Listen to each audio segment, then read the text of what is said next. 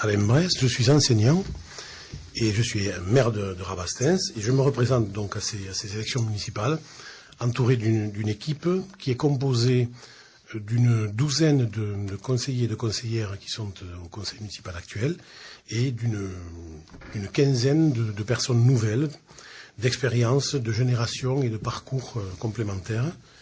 Nous avons souhaité rassembler, j'ai souhaité rassembler les expériences, rassembler les générations, rassembler les volontés au service de notre ville. Alors il y a de nouvelles personnes, certaines sont jeunes. Je précise quand même que la jeunesse est d'abord un état d'esprit, oui, avant d'être lié à l'âge au sens matériel. Mais effectivement, nous avons parmi les nouveaux arrivants une grosse demi-douzaine de personnes jeunes et qui ont des parcours et des expériences qui sont complémentaires et qui vont nous être très utiles. Nous avons aussi des personnes qui marquent ou qui ont marqué la vie rabastinoise. Je pourrais citer quelques noms. Nous avons Michel Bressol avec nous, qui a été maire de Rabastens.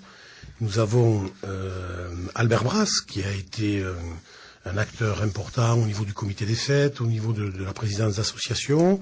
Nous avons aussi des personnes comme Christian Deltour ou Françoise Catala, que les Rabastinois connaissent et qui sont toujours des acteurs importants de la vie locale. Donc c'est bien l'idée d'un rassemblement, de la conjugaison de générations, puisque parmi les nouveaux, nous avons des personnes qui sont rabastinoises depuis quelques années, et les personnes que je viens de citer le sont depuis plusieurs décennies. Voilà, donc vous avez bien là une mosaïque par rapport à la vie rabastinoise. Vous-même, vous êtes rabastinois?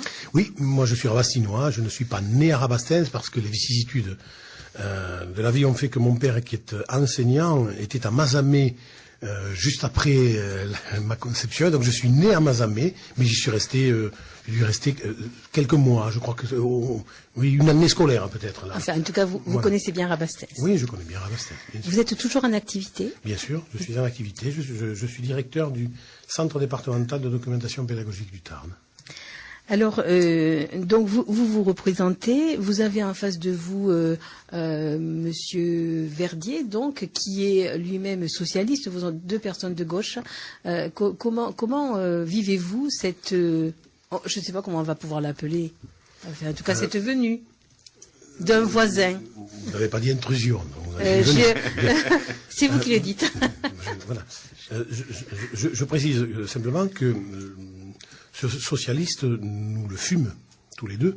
À l'heure actuelle, je le suis. Il ne l'est pas puisqu'il a été exclu du Parti socialiste suite à la primaire qui s'est tenue et que j'ai remporté. Je pense que ce choix qui a été le sien est un choix qui a mûri dans sa tête depuis fort longtemps. J'ai eu l'occasion d'en parler avec le président du Conseil général il y a déjà fort longtemps. On en a parlé un peu avec lui oui, tout à l'heure. Oui, moi j'en ai parlé avec le président du Conseil général et je ne crois pas que cela soit vu d'un bon œil, ni par les instances départementales, ni par ses collègues d'ailleurs du département. Mais peu importe, les gens font des choix. Je crois que dans la vie publique, ce qui est important, c'est l'action que l'on souhaite mener, c'est la cohérence qu'on a et c'est la sincérité qu'on a au regard d'habitants. J'ai distribué un certain nombre de documents dans la campagne, nous en aurons d'autres, nous allons avoir des réunions publiques. Et j'explique qu'il y a je m'appuie sur 3 points, la constance, la cohérence et la coopération. La constance, c'est le fait d'avoir un respect du travail accompli, un respect des règles et un travail en profondeur dans la longueur. Et à Rabastens, nous avons hérité en 2008 d'une situation financière des plus délicates que nous avons améliorée malgré ce qu'en pensent certains, et ce n'est pas nous qui le disons, ce sont les services de l'État qui le disent. La situation reste toujours fragile, bien évidemment, mais nous avons fait ce travail qui était un travail extrêmement délicat. Au passage, je signale que la procédure que nous avons avec Dexia va reprendre fin mars. Alors, on n'y est pour rien, c'est le calendrier, mais toute nouvelle mesure par rapport à ce dossier serait la bienvenue pour la ville de Rabastens parce qu'il nous reste encore une quarantaine d'années de remboursement et ce n'est pas rien. Voilà pour la constance. La cohérence, c'est le fait qu'on doit choisir des actions prioritaires qui sont des réponses aux besoins du territoire et aux besoins des habitants. Et la coopération, c'est le fait que c'est la seule modalité d'action, notamment au travers de la communauté de communes, mais on pourra en parler tout à l'heure, voilà, qui est opérationnelle sur le territoire. Et au regard de cela, nous avons fait un certain nombre de choix et aujourd'hui, on voit concrètement les résultats de ces choix-là. Et nous devons travailler ensemble. Ensemble, ce n'est pas simplement avec 2 communes, c'est avec l'ensemble des communes du territoire concerné du pays ravastinois, c'est-à-dire les 7 communes. Ce que nous avons fait tout au long de ces 6 ans. Des propositions que nous faisons, alors en termes d'équipement et de services. Nous nous appuyons, la nature de notre projet, l'ossature de notre projet se décline en 5 points. Le premier, c'est le fait de préserver le cadre de vie que nous avons à Rabastens, c'est-à-dire de ne pas transformer cette ville en cité dortoir, tout en accompagnant le développement. Pour résumer, si on n'organise pas le développement, on le subit. Donc on doit l'organiser, ça cela relève de l'urbanisme, de l'environnement et d'un certain nombre de points liés à la vie quotidienne. C'est le lien social, ce sont les animations, c'est l'offre culturelle que nous avons souhaité diversifier et toujours accessible au plus grand nombre. C'est aussi le tarif, la politique de tarif des services.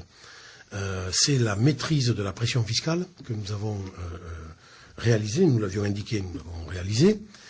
Ça, c'est le premier point de notre projet, le premier pilier. Le second, c'est effectivement moderniser les équipements et les services.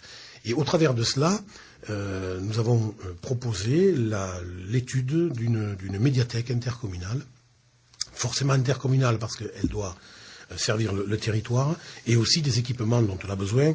À Rabastens, les Rabastinois en ont entendu parler, ils ont entendu parler d'une station d'épuration qui était à faire et qui a occupé pas mal de notre temps, puisqu'elle a été tour à tour intercommunale, puis communale, puis intercommunale, et nous sommes dans la phase de finalisation.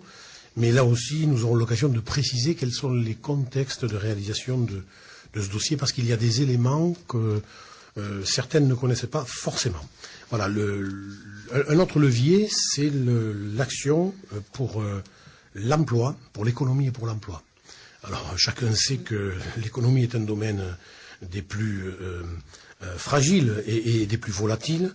Nous avons connu sur notre territoire des licenciements importants, notamment pour l'entreprise SNP il y a quelques années. Mais cette situation très particulière nous a permis de montrer à l'État qu'il a accepté, au pouvoir public qui l'ont accepté, nous a permis de montrer la capacité que nous avions à créer et à accompagner de nouvelles initiatives sur le territoire. À tel point que la convention de revitalisation et de réindustrialisation, qui normalement est gérée par le biais de l'État, par le biais du préfet ou de la préfète en l'occurrence, nous a été confiée à nous sur le territoire de la communauté de communes. Et aujourd'hui, nous avons 58 emplois qui ont été accompagnés, aidés en termes de création sur le territoire. Il y a eu 61 licenciements sur la SNP. Et les créations, elles sont très variées parce qu'elles concernent des petits commerces, je pourrais inciter à Giroussens, je pourrais inciter à Rabastens, mais elles concernent aussi la reprise d'une activité par des salariés, la reprise en scope d'une douzaine de salariés, Module Innov, qui d'ailleurs qu'on a inauguré il y a quelques mois, et qui font preuve d'un grand savoir-faire, et j'ai salué d'ailleurs, au-delà de leur savoir-faire, la volonté qui a été la leur de se monter en scope. Voilà. Donc nous avons des actions sur ce territoire et nous comptons les poursuivre. Nous avons un espace emploi formation à la communauté de communes, et quand on parle d'action ou du fait d'agir dans le domaine de l'emploi, ce ne sont pas des promesses, ce sont des actions concrètes qui quelquefois ont des traductions. Prochainement, certaines entreprises vont s'installer sur la zone des Massiès, et nous sommes en discussion avec nos voisins, aussi bien de Tarn et d'Adoux dans le cadre du pays, que de Tarnagout, et que même avec Pierre Cohen, le maire de Toulouse, dans le cadre de Toulouse Métropole, pour justement une réflexion qu'on a initiée, enfin que moi j'ai initiée au niveau du pays, pour une stratégie économique il y a un peu plus d'un an, en gros entre la métropole toulousaine et la métropole d'équilibre albigeoise. Il y a tout un espace là que l'on doit travailler. Nous avons peut-être des têtes de pont à mettre en place. Donc voilà un autre domaine en termes d'action. Et je dois dire que là, nous avons le soutien complet, total, on va dire, de nos partenaires des communes, et même au-delà. Donc en fait, une commune, aujourd'hui, ne peut plus se passer de l'intercommunalité. Tout ce que vous dites là, ça fait partie de l'intercommunalité. Bien sûr. Alors, il n'a échappé à personne que les centres de gravité et les moyens financiers d'ailleurs passent des communes vers les communautés de communes. Les communes existent, elles ont des spécificités puisqu'elles exercent des compétences, mais vous savez que lorsqu'une compétence est transférée à la communauté de communes, elle n'existe plus sur la commune. Et sur le Rabastinois, je donne un exemple très, très concret, nous avons transféré pendant ce mandat, pendant ces 6 ans, la compétence petite enfance à la communauté de communes. Quel en est le résultat? Eh bien, le résultat, il est simple, en 2 repères. Nous répondons mieux aux besoins du territoire, puisqu'on couvre mieux les besoins par rapport aux demandes, même si on ne couvre pas la totalité des demandes des parents, mais nous répondons mieux, et nous répondons à un coût moindre.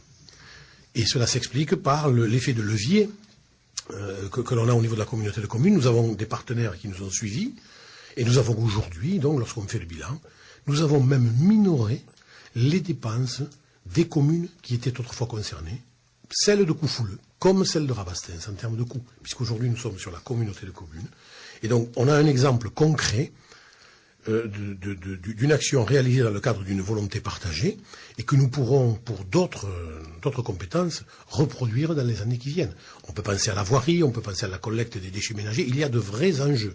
Alors, il faut le faire avec un rythme adapté, avec une volonté consentie. On ne doit pas le faire de n'importe quelle manière, il y a un rythme, mais il est évident qu'au fil du temps, vous avez entendu parler du schéma départemental de coopération intercommunale qui a fait que certaines communautés ont été regroupées, et on peut penser qu'au fil du temps, cela va se renforcer. Donc les communes existeront, mais tout à l'heure je vous parlais d'un pilier dans l'action, c'était la coopération, c'est le seul levier le plus efficace dans l'action. On ne peut plus aujourd'hui travailler seul dans son coin. Et lorsque j'entends parler de synergie entre Rabastens et Coufouleux, mon Dieu, j'en suis le premier convaincu, et je dis, pourquoi simplement Rabastens-Coufouleux? C'est dans le cadre justement de la communauté de communes, c'est ce que nous avons fait, j'ai mis en place des fonds de concours sur ce mandat, qui ont permis à toutes les communes de bénéficier de cofinancement de la communauté de communes pour réaliser des équipements communaux. Alors, Monsieur Brest, le temps passe vite. On vous a offert 15 minutes. Il nous reste 1 minute. Vous auriez beaucoup de choses à dire, je sais. Mais dans cette dernière minute, rapidement, est-ce que vous avez un regret de ne pas avoir fait sur votre commune avant de nous donner votre conclusion? Alors, on a toujours des regrets parce que ça ne va jamais assez vite. On ne va jamais aussi loin qu'on le voudrait. Donc si on est sincère, bien sûr. Alors je ne dirais pas des regrets, le terme était peut-être un peu fort, mais on n'a jamais quelque chose que vous auriez aimé faire qu'on n'avait pas pu faire. Alors si, il y a une chose, mais je n'en maîtrise pas le calendrier. Ça aurait été de régler le dossier de Dexia bien plus tôt. Mais là, malheureusement, c'est la volonté de Dexia de ne pas avancer sur ce dossier qui fait que... Mais on y arrivera un jour. Une conclusion, Monsieur Brest. Une conclusion, bien écoutez, il y a a priori 2 listes qui vont être présentées au suffrage de nos concitoyens à Rabastens. Ce que je souhaiterais dire, c'est que nous avons accompli un travail pendant ces 6 ans. Nous sommes prêts à poursuivre ce travail dans la nature de ce qu'il a connu pendant ces 6 ans et d'amplifier les actions. Je voudrais simplement rappeler que l'équation n'était pas simple puisque nous avons maîtriser la pression fiscale, nous avons réussi à faire des investissements malgré un endettement qui est un endettement record, quoi qu'en disent certains. Et donc quand on voit l'efficacité, on va dire, en termes de gestion, je crois que nous sommes bien habitués à Rabastens et que nous maîtrisons vraiment bien les choses parce que si nous avions été dans une situation plus normale, on aurait fait sûrement beaucoup plus. Merci.